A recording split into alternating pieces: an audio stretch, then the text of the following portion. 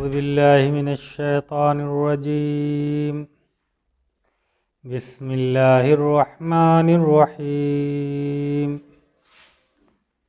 يا أيها الذين آمنوا لا تقدموا بين يدي الله ورسوله واتقوا الله إن الله سميع عليم. وقال تعالى: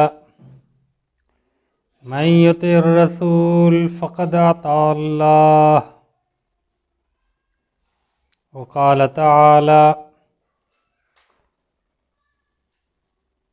ومن يطع الله والرسول فأولئك مع الذين أنعم الله عليهم من النبيين والصديقين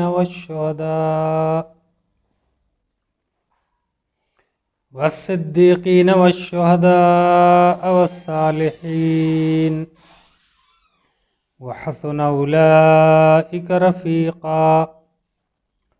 ذلك الفضل من الله وكفى بالله عليما. صدق اللہ العظیم. محترم ناظرین و ناظرات، السلام علیکم ورحمۃ اللہ وبرکاتہ.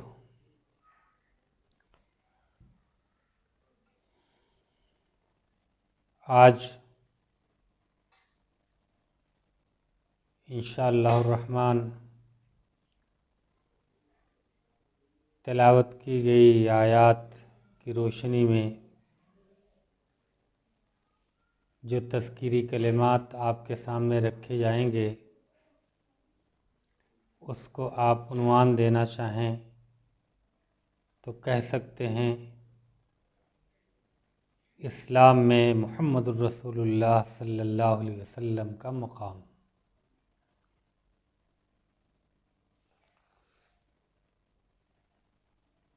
نبی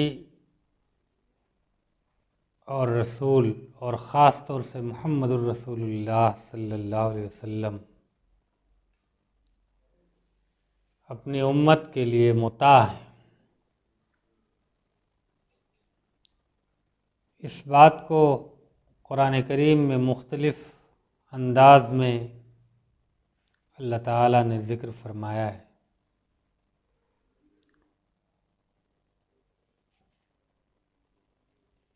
سورہ احزاب میں اللہ تعالیٰ نے فرمایا: لَقَدْ كَانَ لَكُمْ فِي رَسُولِ اللَّهِ أُسْوَةٌ حَسَنَةٌ.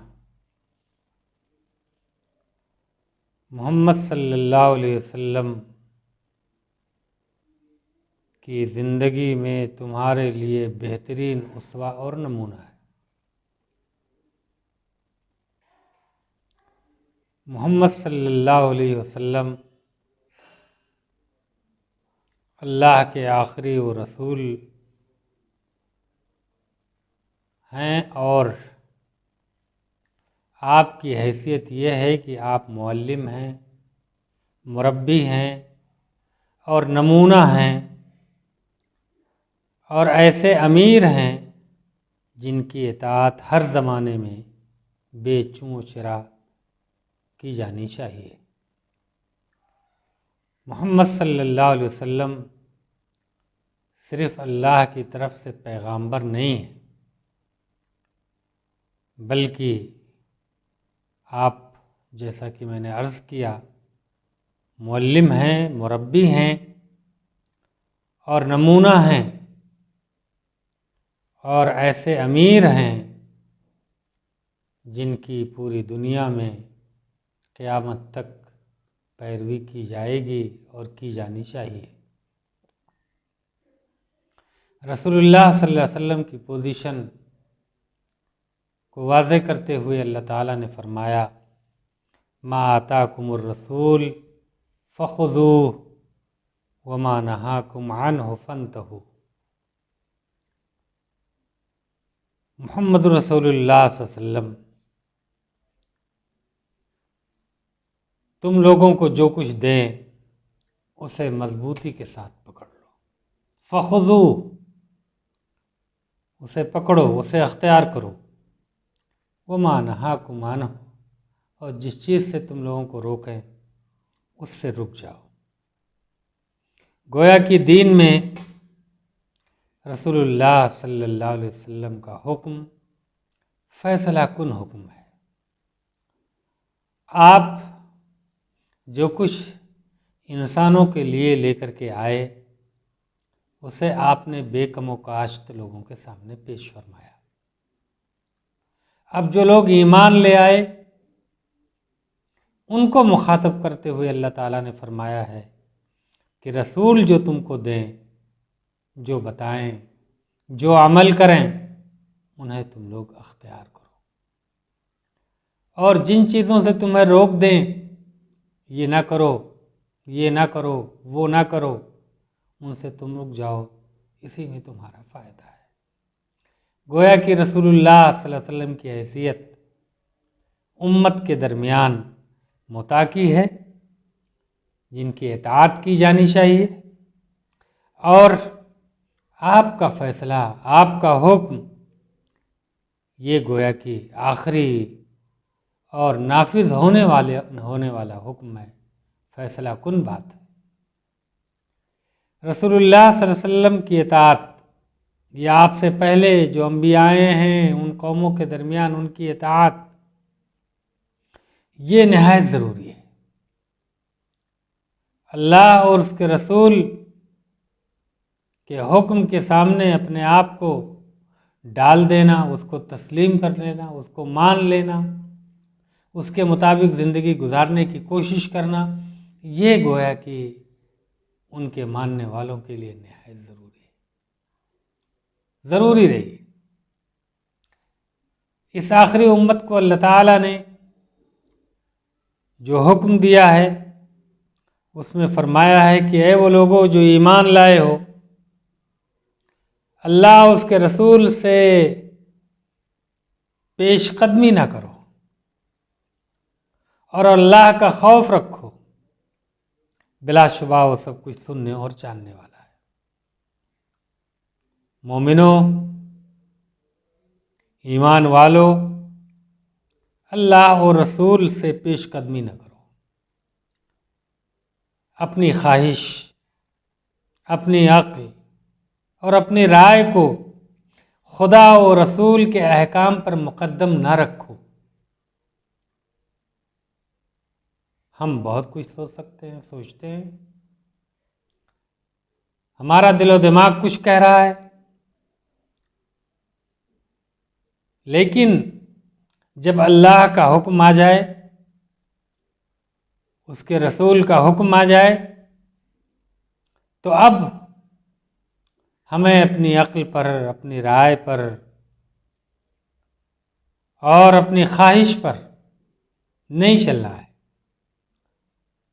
بلکہ اللہ اس کے رسول کے سامنے اپنے آپ کو ڈال دینا ہے، بچھا دینا ہے، اور اب جو حکم اللہ کی طرف سے آیا ہے، اس کے رسول نے جس کا اعلان فرمایا ہے، جس پر آپ نے عمل کیا ہے، جسے دنیا کے لیے چھوڑا ہے، وہی ہمارے لیے سب کچھ ہے، اسی کو ہمیں اختیار کرنا ہے۔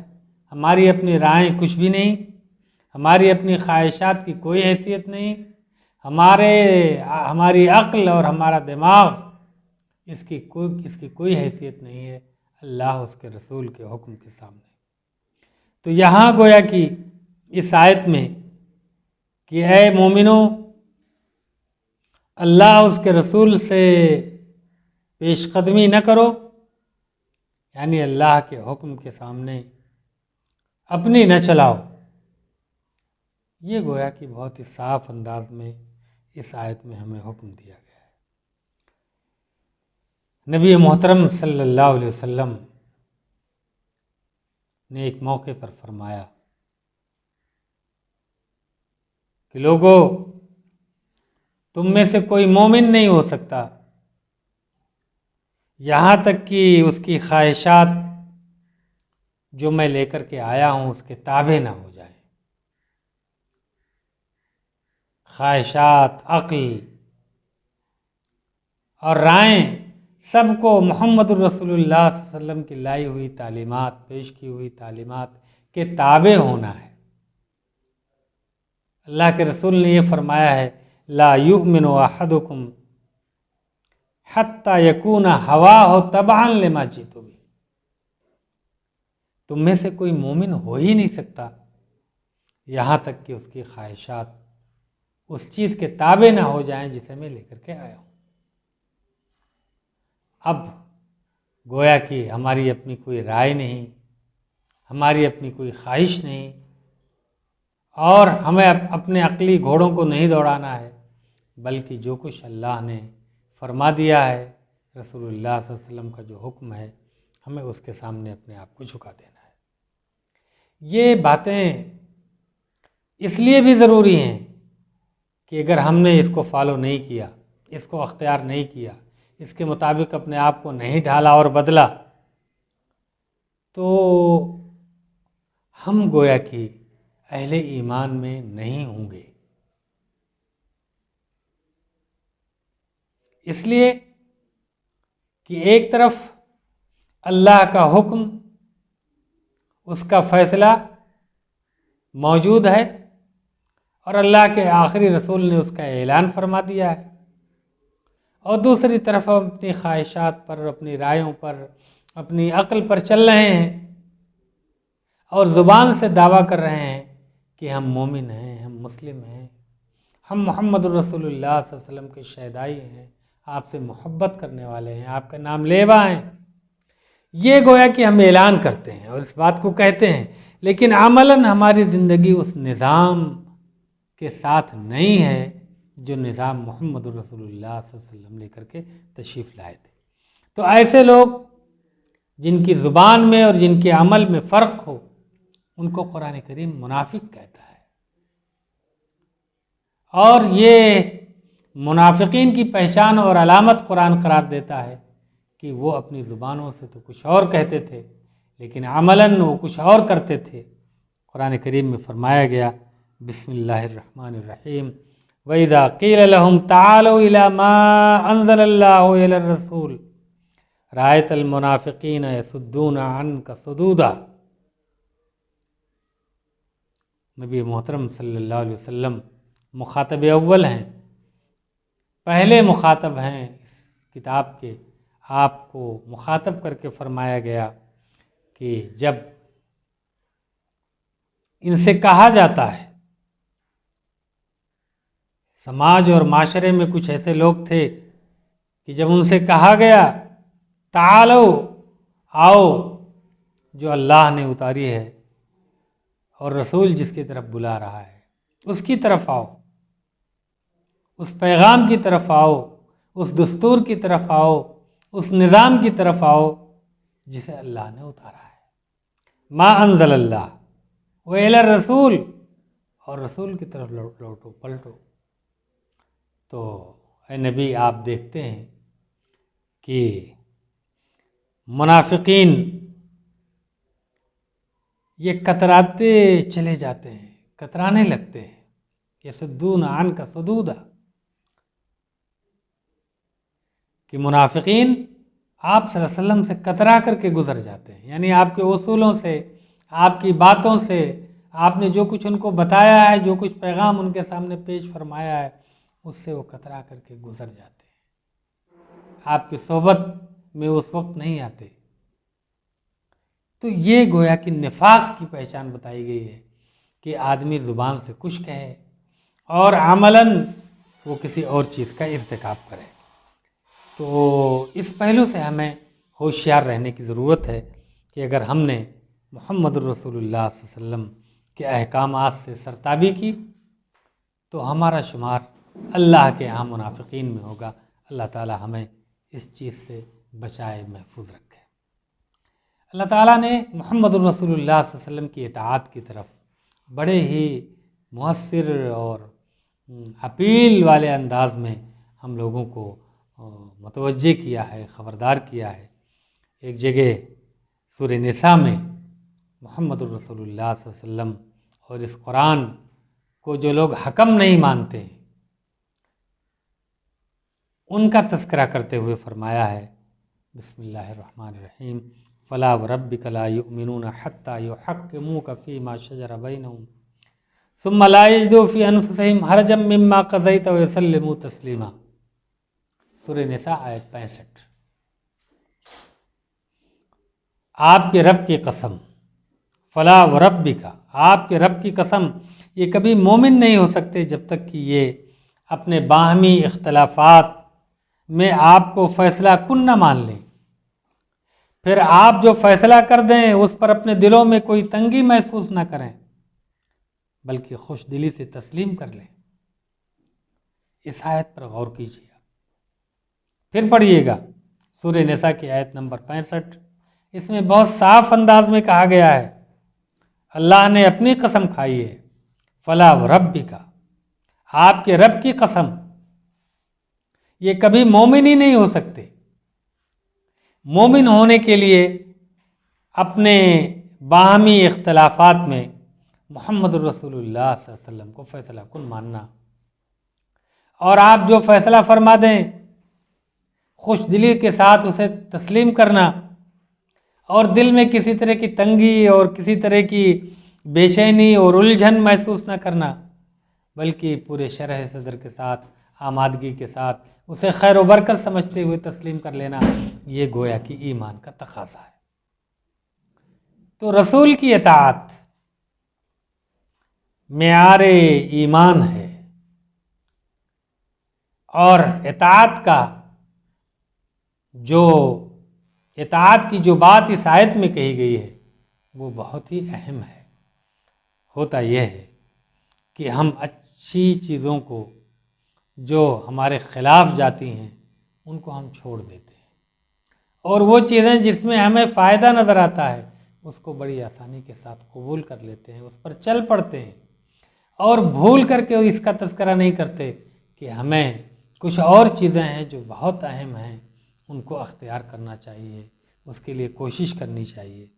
یہاں گویا کہ اللہ تعالیٰ نے ہمیں بتایا ہے کہ ہم جملہ امور و مسائل میں حکم اور فیصلہ کن اللہ اور اس کے رسول کو مانیں، اور جو حکم آ گیا ہے اسے خوش دلی کے ساتھ تسلیم کریں۔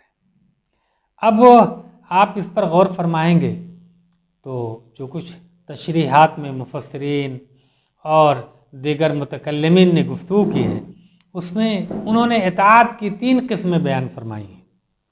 ایک اطاعت خدا، دوسرے اطاعت رسول، اور تیسرے اطاعت اولو الامر۔ قرآن مجید میں اس کا بھی تذکرہ کیا گیا ہے۔ قرآن مجید میں جو احکامات دیے گئے ہیں، مثلا نماز، روزہ، زکوٰۃ، حج، تعزیری احکامات، تعزیرات، چور کا ہاتھ کاٹ لیا جائے، زانی کو سنگسار کیا جائے، اور معاملات کے احکامات، یہ سب کچھ موجود ہے۔ لیکن بدقسمتی یہ ہے کہ ہم صرف ان چیزوں کو اختیار کیے ہوئے ہیں جو آسان ہیں، ہم اس کے بارے میں پلٹ کر کے سوچتے بھی نہیں کہ قرآن کریم میں اللہ تعالیٰ نے ترکے میں بھی اعزاء و متعلقین کا حق متعین کیا ہے۔ بہت سارے احکامات ایسے ہیں جسے ہم ایک مسلمان کی حیثیت سے اس ملک میں اختیار نہیں کر سکتے، اسلامی حکومت ہی میں رہ کر اسے اختیار کیا جا سکتا ہے، لیکن بہت سارے احکامات ایسے ہیں جس کو اس ملک میں رہتے ہوئے کوئی رکاوٹ نہیں ہے، ہم اسے اختیار کر سکتے ہیں، لیکن محترم ناظرین ہم اسے اختیار نہیں کرتے۔ تو گویا کہ قرآن مجید کے احکامات کی ہم اطاعت کرنے میں بعض چیزوں کو مانتے ہیں، بعض چیزوں کو نہیں مانتے۔ افتؤمنون ببعض الکتاب وتکفرون ببعض، قرآن نے اس کا بھی ذکر کیا ہے۔ دیگر قومیں اس سے پہلے یہی کچھ کرتی رہی ہیں، یہ امت بھی جو آخری امت ہے، محمد رسول اللہ صلی اللہ علیہ وسلم کی امت ہے، وہ بھی کتاب کے ساتھ، قرآن کے ساتھ یہی سلوک کر رہی ہے۔ حضرات بات پھیل رہی ہے، وقت میرا ختم ہو رہا ہے، تو میں نے عرض کیا کہ قرآن کے احکامات کی اطاعت یہ گویا کہ اللہ کی اطاعت ہے، رسول مقبول کے قول و عمل کی پیروی یہ رسول اللہ صلی اللہ علیہ وسلم کی اطاعت ہے۔ آپ صلی اللہ علیہ وسلم کی اطاعت اور اللہ کی اطاعت دراصل دونوں ایک ہے، اس لیے کہ اللہ تعالیٰ نے فرمایا ہے ما آتاکم الرسول فخذوہ وما نہاکم عنہ فانتہوا، رسول جو تمہیں دیں اسے مضبوطی سے پکڑ لو اور جس چیز سے تمہیں روکیں اس سے رک جاؤ۔ گویا کہ نبی اور اللہ کی اطاعت، نبی وہی کچھ کرے گا، اسی کا حکم دے گا جو اللہ کا حکم ہوگا۔ رہا اولو الامر کی اطاعت تو امیر المومنین کی اطاعت اللہ اور رسول کے احکام کے تابع ہے۔ یہ اگر معصیت کا حکم دیں گے تو ہم اسے نہیں مانیں گے۔ لا طاعت لمخلوق فی معصیت الخالق، کسی مخلوق کے لیے یہ بات سزاوار نہیں ہے، مناسب نہیں ہے کہ وہ خالق کی معصیت میں کسی کی اطاعت کرے، کسی کی بات مانے۔ تو یہ پہلو گویا کہ بہت اہم ہے، اور اس پس منظر میں ہمیں گویا کہ رسول اور اللہ کی اطاعت کے بعد اولو الامر کے اطاعت میں اللہ اس کے رسول کے احکامات کی روشنی میں کرنا ہے، اور یہ چیزیں اللہ اس کے رسول کے احکامات کے تابع ہیں۔ نزاع کی شکل میں اللہ اور رسول کی طرف ہمیں رجوع کرنا ہمارے لیے ضروری اور لازم ہے۔ بھائیو، یہ اطاعت کا اس قدر ذکر اور اس قدر اہتمام، یہ مطلوب ہے اس دنیا میں۔ اللہ اسی چیز کو دیکھنا چاہتا ہے، چنانچہ قرآن کریم میں سورہ نساء ہی میں آیت 69-70 کو آپ پڑھیے گا سورہ نساء کی۔ میں ایک بار تیزی کے ساتھ پڑھ دیتا ہوں، وقت میرا ختم ہو چکا ہے۔ اللہ تعالیٰ نے فرمایا ہے بسم اللہ الرحمن الرحیم وَمَن يُطِعِ اللَّهَ وَالرَّسُولَ فَأُولَٰئِكَ مَعَ الَّذِينَ أَنْعَمَ اللَّهُ عَلَيْهِم مِّنَ النَّبِيِّينَ وَالصِّدِّيقِينَ وَالشُّهَدَاءِ وَالصَّالِحِينَ حسن اولئک رفیقا ذالک الفضل من اللہ وکفی باللہ علیما۔ یہ آیت بہت اہم ہے، اور اسی پر گفتگو میں ختم کر رہا ہوں کہ اللہ تعالیٰ نے فرمایا ہے، یہ نوازش ہے، اس کا کرم ہے کہ اس نے سعید روحوں کے لیے، اللہ کے صالح بندوں کے لیے آخرت میں جو نوازش اطاعت کی شکل میں ملنے والی ہے اس کا اپنی پاک کتاب میں تذکرہ فرمایا ہے۔ اللہ تعالیٰ نے فرمایا ہے کہ جو اللہ اور رسول کی اطاعت کرے گا، من یطع اللہ والرسول فاولئک مع الذین انعم اللہ علیہم، تو وہ شخص جو اللہ اور رسول کی اطاعت کر رہا ہے وہ ان لوگوں کے ساتھ ہوگا جس پر اللہ نے اپنی نعمتیں تمام کی ہیں، یعنی نبیوں، صدیقین، شہداء، صالحین کی رفاقت اسے حاصل ہوگی۔ اور اللہ تعالیٰ نے فرمایا وَحَسُنَ أُولَٰئِكَ رفیقا، اور کیا ہی بہتر رفاقت ہے، معیت ہے جو حاصل ہوگی۔ ذَلِكَ الْفَضْلُ مِنَ اللَّهِ، یہ رفاقت اور معیت جس کو اللہ تعالیٰ دے گا یہ اللہ کا خصوصی فضل ہوگا، جسے اللہ تعالیٰ جسے چاہے گا اسے نوازے گا۔ وَكَفَى بِاللَّهِ عَلِيمًا، اور اللہ تعالیٰ کس کے ساتھ نوازش کرے اس کا علم اس کے لیے کافی ہے۔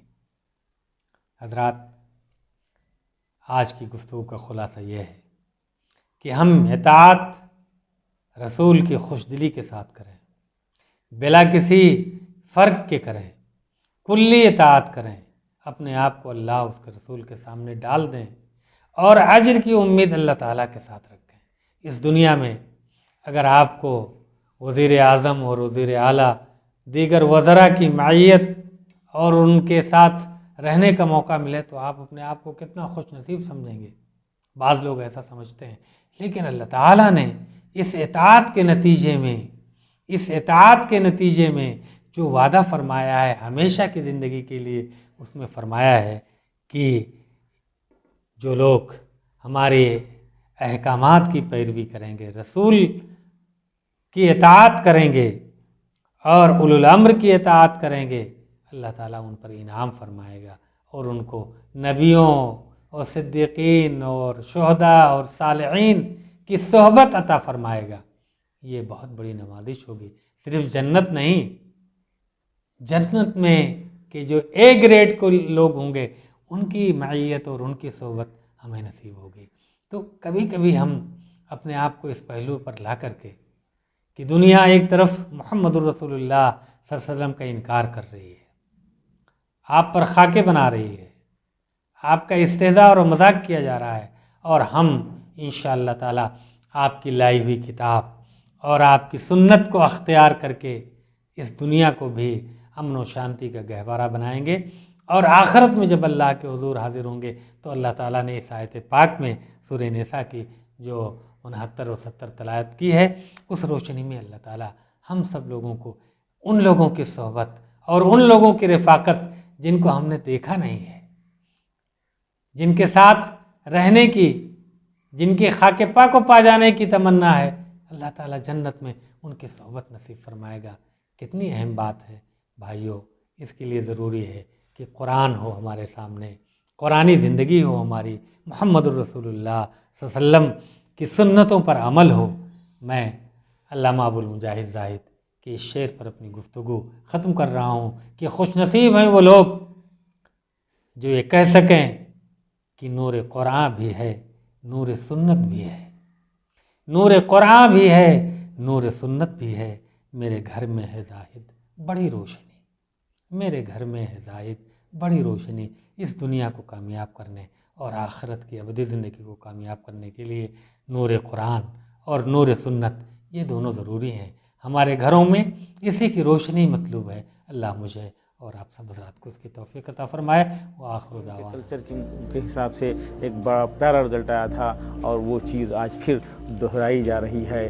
ہندو مسلم شاہین کی دو بازو ہیں جو میں مثال دیا کرتا تھا، وہ آج وہ ثابت ہو رہی ہے۔ یقیناً یہ ہمارے لیے اور اس ملک کے لیے ایک بہترین اگزامپل ہے۔ آج ہمارے ملک کو بھائی چارگی اور محبت کی ضرورت ہے۔ جو انسٹیٹیوشن یہ ہے، اس ضرورت کو اس ملک کی